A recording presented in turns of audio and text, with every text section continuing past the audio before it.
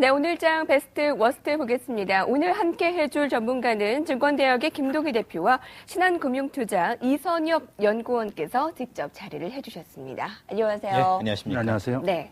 자, 월요일부터 오늘 하락장으로 시작이 됐기 때문에 오늘 워스트 이슈부터 볼 텐데요.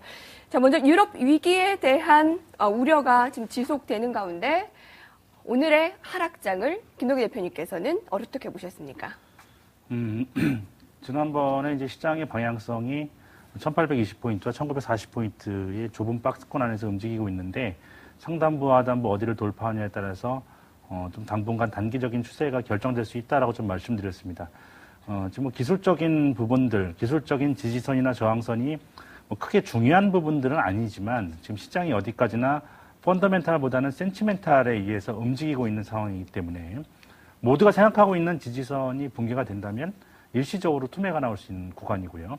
모두가 생각하고 있는 저항대를 돌파한다면 오버슈팅이 나올 수 있는 구간이죠. 그런 가운데서 오늘 1820포인트, 60일선이 위치한 1820포인트를 장중에 이제 하회하는 이러한 움직임을 보여주었고 오늘 종가상의 모습도 그렇게 썩 좋은 편은 아닙니다. 차트를 보시면서 좀 기술적인 부분들 하나하나 점검해 드리도록 하겠습니다. 네. 김동희 대표님께서는 1820포인트를 하회한다면 여기서 더 떨어질 가능성을 언급해 주셨는데 오늘 1811까지 내려가지 않았습니까? 네네, 그 지금 차트가 나오고 있는데요. 지금 60일선이 위치한 구간입니다. 뭐 60일선이라는 것 자체의 의미는 크게 없지만 지난번 아까도 말씀드렸지만 지금 센치멘탈에 의해서 시장이 움직이고 있는 이러한 상황이기 때문에 오늘 이렇게 뭐 하향 이탈하는 이렇게 모습을 보여주었죠. 이 부분에 내려간다면 이제 1800포인트를 이탈할 가능성도 우리가 염두에 두고 좀 시장을 대응해야 될 것 같습니다.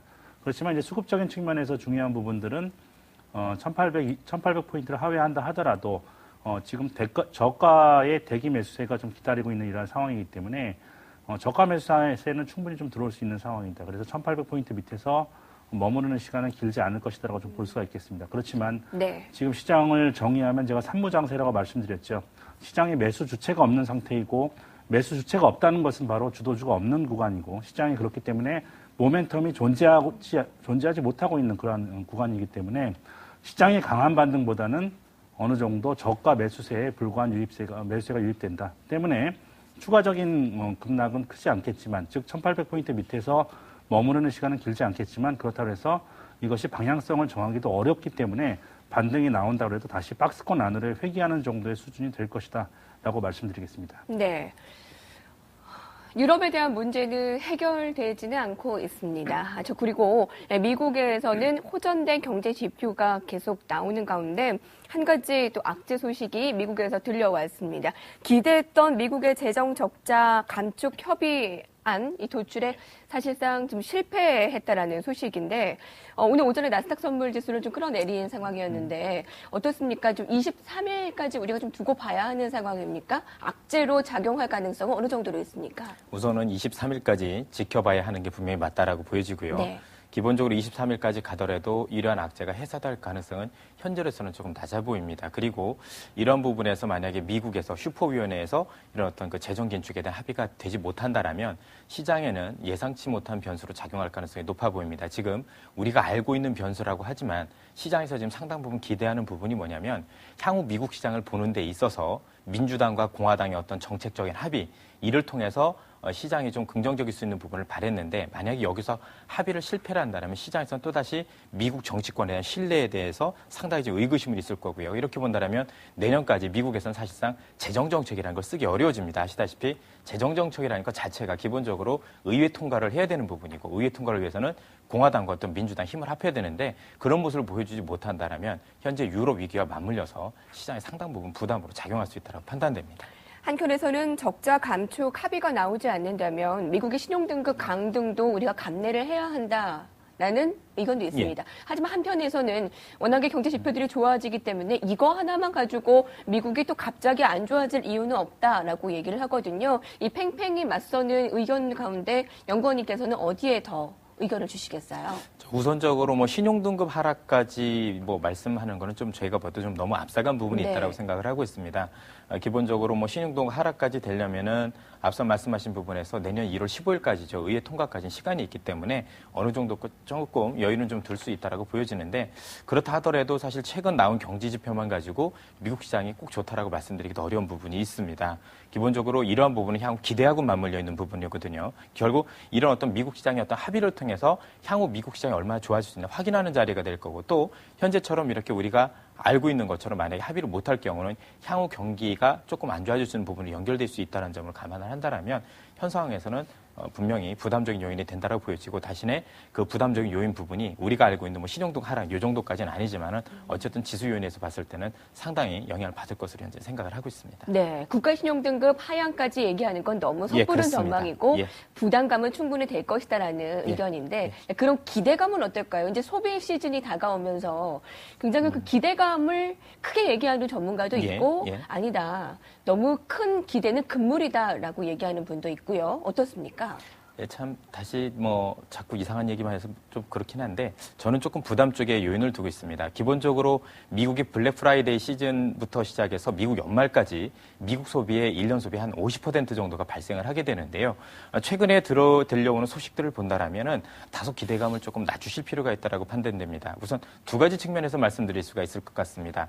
첫 번째는 최근에 미국 시장이 많이 좋았던 부분들, 경제 지표가 호전됐던 부분들은 상당 부분 IT 쪽에서 아이폰과 관련된 부분이 상당히 높습니다. 그런데 얼마 전에 뉴스 들어온 옛 상황들을 발표보면 아이폰 4에 대한 어떤 판매가 조금 부진해지고 있다든가 또는 향후에 애플 쪽에서 아이폰에 대한 어떤 수요에 대해서 감소 전망을 내놨기 때문에 이러한 어떤 기대를 낮춰야 되지 않느냐라고 생각을 하고 있고 네. 또 다른 부분에서 봐야 될 부분은 최근에 또 원래 블랙 프라이데이라는 게 추수감사절 다음 날부터 이렇게 시작을 하게 되는데 이번에는 그 기간을 상당히 연장한다는 기사들이 많이 나오고 있습니다. 네. 바꿔 얘기한다면 현재 시즌에서 소비에 대한 기대가 높다면 굳이 이렇게까지 안 해도 될 텐데 현 상황에서 뭔가 기간까지 늘리고 여러 가지 보너스 정책을 준다는 얘기는 그만큼 소비가 예상만큼 안 늘어날 수 있기 때문에 뭔가 유인책을 준다 이렇게 말씀드릴 수가 있을 것 같습니다. 이런 부분들을 통해서 판단해봤을 때는 뭔가 기대감보다는 조금 우려가 조금 더 되는 시장이 아니겠느냐 생각을 할 수 있고 결국 소비 시즌에 대한 기대는 다소 좀 낮춰잡을 네. 필요가 있다고 판단됩니다. 아, 그렇군요. 무리한 기대감은 아직까지 우리에게 섣부른 감이 있습니다. 다시 주식시장 안으로 들어와 볼까요? 사실상 메이저들은 동반 매도라고 해도 과언이 아닙니다. 원달러 환율이 다시 1140원대까지 육박하면서 그 불안감을 대변해주고 있는데 한번 우리나라 안에서의 지금 수급 상황과 환율 상황을 짚어볼까요? 지금 11월 들어서 거래소의 움직임을 본다면 개인이 사고 있고 외국인이 매도하고 있는 이러한 국면입니다. 코스닥 시장으로 간다면 외국인은 여전히 매도하고 있고 또 기관이 사고 있는 이러한 흐름이 지금 전개가 되고 있어요. 그러한 부분들을 표를 통해서 한번 정리를 해보도록 하겠습니다. 좀 그림을 보여주시면요. 지금 보시고 계신 지금 나올 그림이 이제 11월 거래소 매매 동향을 좀 비춰주시면요. 그림이 지금 안 나오는 것 같은데 지금 개인들이 1조 2천억을 11월 달에 지금 오늘 제외하고 매수를 했습니다. 그리고 외국인들이 1조 6천억을 지금 매도를 했고요. 지금 그림이 나오고 있는데 네. 보시면요. 세 주체 간의 곡선을 보시면 이 파란색 선이 개인인데 뚜렷하게 매수하고 있는 흐름이 보여지고 있고요. 외국인들은 뚜렷하게 매도로 나서주고 있고 이 녹색 선이 기관인데 기관들은 좀 혼조한 면에 있습니다. 이런 부분들은 뭐냐면 10일 이후에 외국인들은 공매도 제기 이후에 우리 시장을 좀 약세로 판단하고 계속해서 좀 매도로 돌아서고 있는 움직임이 뚜렷하게 좀 나타나고 있습니다. 반면에 좀 코스닥 시장의 움직임을 좀 보시면요. 코스닥 시장에서는 지금 개인들이 오히려 중립적인 좀 자세를 보여주고 있고 외국인들이 매도를 여전히 해주고 있고요. 기관이 매수해주는 이러한 흐름을 보여주고 있습니다. 이러한 수급적인 흐름을 볼 때 지금 시장의 움직임 속에서 본다면 기관들은 거래소에서 좀 대형주를 가지고 좀 수익률을 내는데 좀 부담스럽기 때문에 네. 코스닥 시장에서 최근 들어서 3천억 이상의 좀 강도 높은 좀 매수를 해주고 있는 것으로 좀 보여지고 있겠고요. 외국인들은 지금 매수를 하기에는 또 10월 달에 환율이 1,200원대에서 계속해서 내려가고 있는 이런 움직임을 보여주고 있다가 최근 들어서 이제 환율이 불안한 움직임을 보여주고 있죠. 외국인이 팔기 때문에 환율이 올라간다라고 볼 수도 있는 거고요. 환율이 올라가기 때문에 외국인들은 매수하고 싶어도 지금 매수하지 못하고 있는 상황. 이렇게 좀 그 혼조세를 보여주고 있는 부분들이 있죠. 어쨌든지 간에 환율이라는 것은 국가적인 리스크를 나타내는 총체적인 집합입니다. 그래서 글로벌 환경에 대해서 우리가 환율이 어떻게 반응되는지 여부를 지금 면밀하게 봐야 될 때고요. 환율이 올라가는 구간에 있어서는 외국인들의 순매수 기조를 기대하기는 난망이기 때문에 지금 가장 집약적으로 우리가 봐야 될 부분들은 수급에 있어서는 환율이다라고 좀 말씀을 드릴 수가 있겠습니다. 네. 기관들은 지금 유가증권시장보다는 코스닥 시장으로 좀 더 매수가 쏠리는 모습인데 수익률 게임에 조금 더 대형주보다는 코스닥의 종목들 이쪽으로 좀 더 관심이 쏠리는 듯한 모습입니다. 아무래도 외국인들이 좀 돌아와야 할 텐데 그것이 지금 쉽지 않은 상황입니다. 자, 이번에는 여러분들의 종목을 같이 상담을 해드릴 텐데 먼저 MTN 팔로우에서 함께 하겠습니다.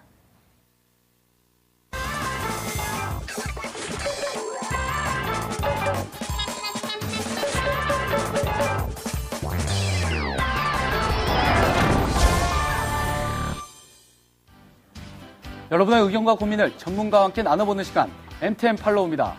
그날의 경제 이슈에 대해서 의견을 말하고 싶은 분이나 자신이 보유하고 있는 종목에 대해서 고민이 있으신 분이라면 이 MTN 팔로우 시간을 꼭 이용하시기 바랍니다. 그럼 신청 방법 알려드릴게요. 전화 786-1023을 이용하셔도 되고요. 시청자 게시판이나 머니트윗에 글을 올려주셔도 됩니다. 물론 실시간 채팅창도 항상 열려 있으니까 시청자분들의 많은 참여 부탁드립니다. 네, 오늘도 전화로 문의를 주셨습니다. 내용 한번 확인해보죠. LG 이노텍을 보유하고 계신 휴대폰 뒷자리 1213님입니다. 매수가가 78,500원, 비중 40%로 3개월가량 보유하고 하셨다고 하는데요. 네, LED 업황에 대한 회복 기대감이 작용한다며 주가가 반등을 시도할 수 있을까요? 매수가 부분까지 과연 회복이 가능할까요? 이렇게 전망과 함께 매매 전략을 세워달라고 하셨습니다. 오늘 장중에 좀 급등하는 모습을 보였었는데 마감가 확인해보죠. 7.1% 상승한 67,900원에 마감됐습니다. 사흘 연속 상승인데요. 장중한 때 10% 넘게 오르기도 했습니다. LED 업황 회복 기대감이 작용한 것으로 보이는데요. 한 증권사 전문가는 LED 업황이 내년 1분기를 저점으로 점진 회복 국면에 접어들 것이라며 특히 LED 조명 시장의 성장이 가속화될 것이라고 예상했습니다. 앞으로 점진적인 비중 확대를 생각해봐야 한다. 이렇게 분석하기도 했는데요. 과연 LG 이노텍 주가 반등을 시도할 수 있을까요? 전문가와 함께 전망해보시죠.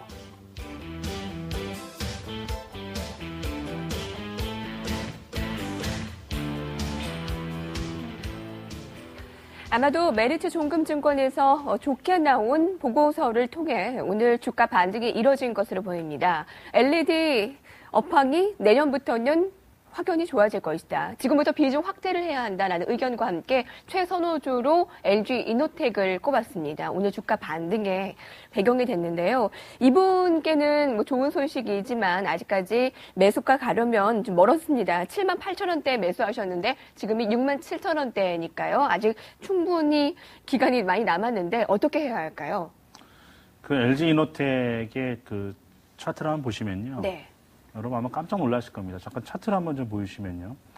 지금 작년에 20만 원 근처까지 갔던 종목인데 금년에 이제 5만 원대까지 떨어졌으니까 굉장하네요. 4분의 예. 1 토막 났던 종목이죠. 그러니까 지금 상황에서는 어떠한 반등이 나오더라도 굉장히 자연스러운 구간에서의 반등이다라고 좀 보시는 게 좀 맞을 것 같습니다.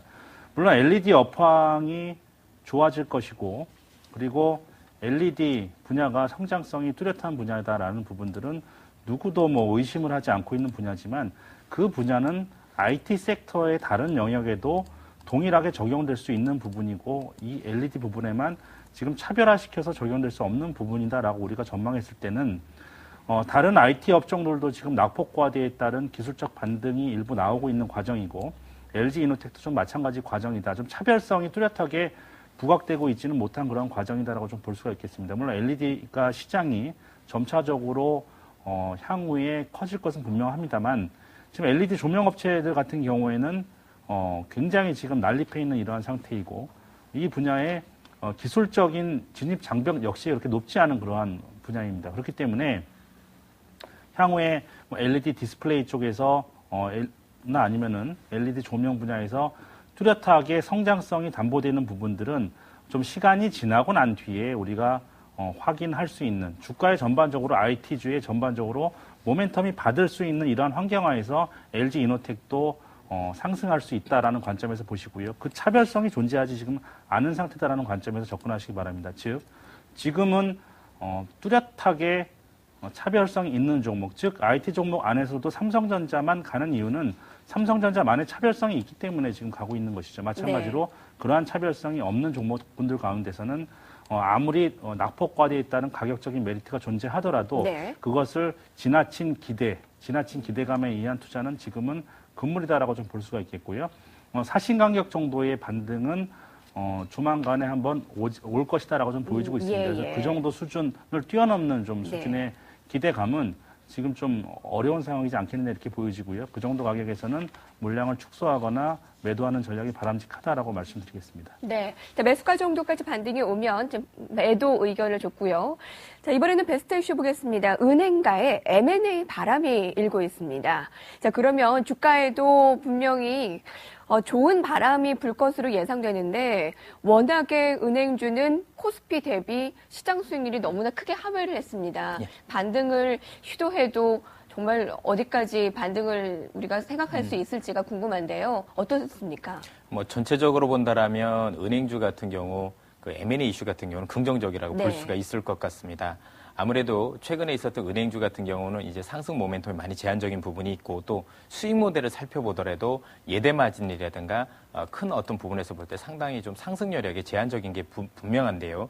이제 M&A를 통해서 일단 대형화를 시도할 수 있고 또 그동안 하나은행이라든가 외환은행처럼 그 각 은행이 가지지 못한 부분들을 가지면서 시너지 효과를 낼 수 있는 부분이 있기 때문에 상당히 M&A 자체는 긍정적으로 볼 수 있겠습니다. 또 한두 은행의 어떤 M&A 자체가 다른 은행들의 대형화라든가 또 추가적인 어떤 상승 모멘텀 확보할 수 있는 어떤 그 새로운 먹거리를 찾기 위해서 노력할 수 있다는 점들이 은행주 입장에서 상당히 좀 긍정적이라고 봐야 될 것 같습니다. 다만 현재 상황에서 은행주의 주가에 결정하는 가장 큰 이유는 아무래도 그 금융시장의 어떤 그 금융위기라고 볼 수가 있겠죠. 현재 뭐 유럽이라든가 재정의 어떤 위기가 불거질 경우 은행주가 가장 큰 타격을 볼 수 있기 때문에 그런 큰 그림에서는 유럽 재정위기라든가 이런 부분에 대해서 일단 고민해 보시고 어떤 작은 부분에 있어서는 M&A를 통해서 긍정적 효과를 누릴 수 있을 것 같습니다. 그래서 조그만 어떤 잔파동이나 이런 거는 M&A에서 그죠? 그리고 또 큰 그림 같은 경우는 재정위기에서 결정 줄 수 있다는 점은 일단 확인하실 필요가 있겠습니다. 네, 워낙에 시장 수익률을 크게 하회했기 때문에 어떤 보고서를 통해서는 장기적인 관점에서 은행주를 한번 매수해 보는 것도 괜찮다라는 의견을 줬거든요.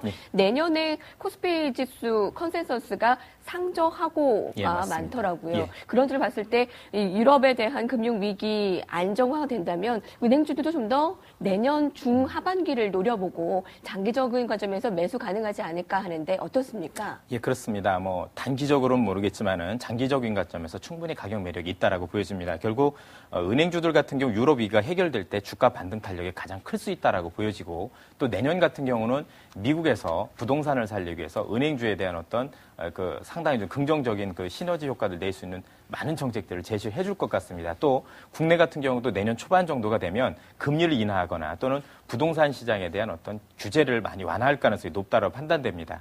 이렇게 본다라면 올 연말부터 내년 초까지 주가의 흐름은 다소 어려울 수 있겠지만은 오히려 하반기를 노리고 있는다고 본다라면은 그때를 이용해서 조금 매수를 하신다라면 충분히 수익을 거둘 수 있는 가능성 높다라고 판단됩니다. 네.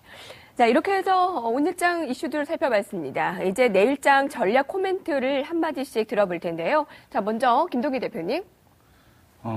최근 들어서 뭐 가장 많이 오고 가는 질문이 대형주냐, 중소형주냐, 이걸 선택에 대한 문제인데요. 저는 흥묘백묘라고 생각합니다. 개인 투자자분들은 지금 이분법적으로 생각하지 말고 뭐라든지 수익을 내는 종목군으로 가면 된다.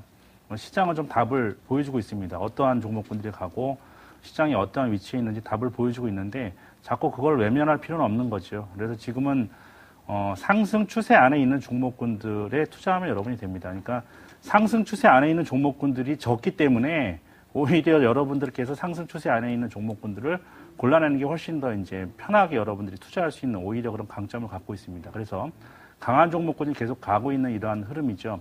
제가 뭐 계속해서 강조를 드렸던 종목군들 여러분 잘 아실 겁니다. 제가 이 시간을 통해서도 뭐 말씀드렸던 인포피아 같은 종목군들은 오늘 같은 장에서 신고가, 52주 신고가를 돌파하는 흐름을 보여주었거든요. 뭐 유헬스케어의 대표적인 종목군이라고 말씀드렸죠. 그리고 뭐 바이오 종목군들 중에서도 오늘도 강세를 보여주고 있는 종목군들이 있고요. 그러니까 지금은 시장에서 강한 종목 중심으로 여러분들이 대응을 하셔야지 네. 낙폭과대에 따른 저가 메리트 혹은 지수의 흐름을 예측한 매매는 지금 어려움을 더 초래할 수 있다라는 부분. 하루빨리 내 포트폴리오가 명확하지 않은 종목군들로 되어 있다면, 즉 이런 종목군도 한번 사볼까? 이 종목 지금 예전에 10만 원 하던 종목군인데 지금 5만 원 정도까지 내려왔으니까 한번 사볼까? 이러한 종목군들로 구성이 돼 있다면 조정받을 때, 지금처럼 조정받을 때 강한 종목군으로 재편하는 시기로 네. 여러분들이 삼으시는 게 맞다라고 말씀드리겠습니다. 네, 지금 지수 조정받을 때 강한 종목을 중심으로 매수하는 것 괜찮다라는 의견 주셨고요. 이선영 연구원께서는 이번 한 주 전망 어떻게 하시고 대응 전략 어떻게 세우는 거 현명할까요? 다소 시장에 대해서 조금 한 발자국 물러서서 보셨으면 좋겠다라는 판단입니다. 네. 기본적으로 이번 주 증시를 봤었을 때 시장에 대한 기대감보다는 우려감이 굉장히 커질 수 있는 부분이 아닌가 싶습니다. 이미 지수가 많이 내리기도 했지만 지수가 내렸다고 해서 아직까지 어떠한 그 악재가 해소된 것도 없습니다. 아시다시피 유럽 재정 위기 또 미국의 어떤 기대 부분들에서 상당히 좀 부담스러운 게 사실인데, 아시다시피 지금 유럽에서는 재정 위기가 현재 어느 정도 한 고비를 넘기려면 둘 중에 하나의 대답이 나와야 됩니다. 예컨대 오늘 아침처럼 유럽 중앙은행이 아직까지도 미온적인 태도를 보인다라면 사실상 지수는 추가적으로 조정을 받을 가능성이 상당히 높습니다. 네. 따라서 현재 유럽 중앙은행이 다소 팔을 벗고 나서서 현재 이탈리아를 비롯한 유럽 재정에서 보다 적극적인 자세를 취하거나 또 이런 어떤 자세를 취하겠다는 어떤 논평이 나와준다라면 지수가 전환점이 될 수 있을 것이라 보여집니다. 또 현재 독일 같은 경우도 유럽은 하나다라는 어떤 통합적인 메시지를 자꾸 줘야 되는데 오늘 아침까지도 나온 뉴스를 보면은 유럽에 대해서 통합된 메시지도 없고 또 유럽 중앙은행도 다소 적극적일 가능성이 낮아 보입니다. 이렇게 본다라면 현재 진행되고 있는 유럽 위기가 보다 긍정적인 쪽으로 흐르기보다는 조금 더 부정적으로 흐를 수 있다고 보여지고요. 최근 이탈리아를 넘어서 프랑스까지 거론되고 있는 것을 본다라면 이러한 부분 분명히 이번 주부터 충분히 반영하는 시장이 되지 않을까라고 보고, 그렇게 본다면 지수는 다소 상승보다는 네. 하락의 무게를 둘 가능성이 높아 보입니다. 그리고 앞서도 말씀드렸다시피 이게 여기에다가 미국의 어떤 슈퍼위원회의 어떤 결정이라든가 또 기대보다 낮아진 어떤 블랙 프라이데이 등을 감안한다라면 조금 더 저는 지수가 조금 더 안 좋은 쪽으로 흐르지 않을까라고 생각을 하고 있고, 네. 결론적으로 본다라면 현 시장에서는 이러한 부분들이 나올 때까지는 좀 참아줬으면 좋겠다라고 판단하고 있습니다. 그리고 아시다시피 항상 이런 시장에서 항상 터닝 포인트는 정책에서 나오게 되어 있습니다. 어떤 기술적 분석이라든가 아니면 다른 부분에서 나오는 것이 아니고 이런 제가 말씀드린 부분에 정책적인 부분이 나와야 반등을 시작할 거고, 그리고 반드시 이렇게 더 크게 오르기 위해서는 기술적 반등을 할 때 제법 큰 반등이 나와줘야 예. 상승을 시도할 수 있는 거지, 오늘처럼 뭐 미약하다거나 또는 반등이 나오더라도 그 반등의 폭이 작았을 경우는 추가적인 하락이 있을 수 있다는 점도 말씀드리고 싶습니다. 네, 알겠습니다. 자, 두 분의 의견 잘 들었습니다. 신한금융투자의 이선엽 연구원과 증권대학 김동희 대표와 함께했습니다. 두 분 고맙습니다. 네, 감사합니다.